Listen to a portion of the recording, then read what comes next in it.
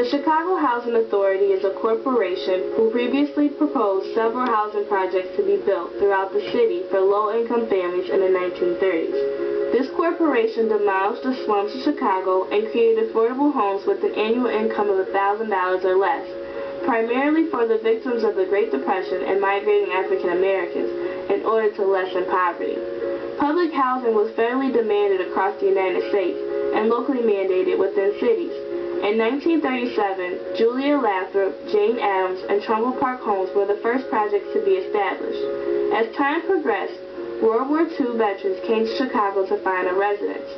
Due to increased poverty, CHA built more housing projects to accommodate the families. These homes were placed with tenants according to ethnic surroundings. Eventually, a racial integration policy transitioned this neighborhood structure in order to alleviate the number of homeless veterans, not based on race. Our surroundings were pretty comfortable. There was so many of us, and we always traveled together, so all of the children would walk to school together and go back home together. We all played together.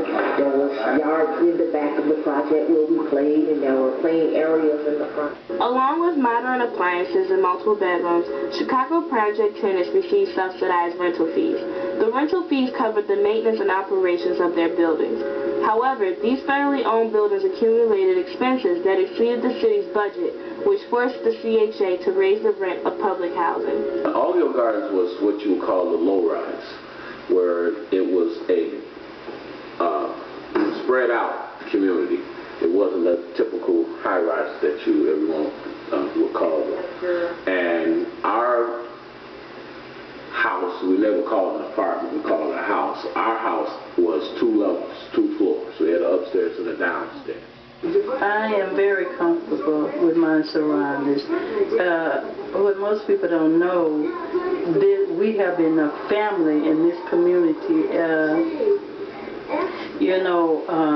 We look out for each other. CHA is to blame for inconsistent funding, maintenance, and tenant screening to continue the public housing program. These problems resulted in the destruction of Chicago projects, disturbing many families emotionally and financially.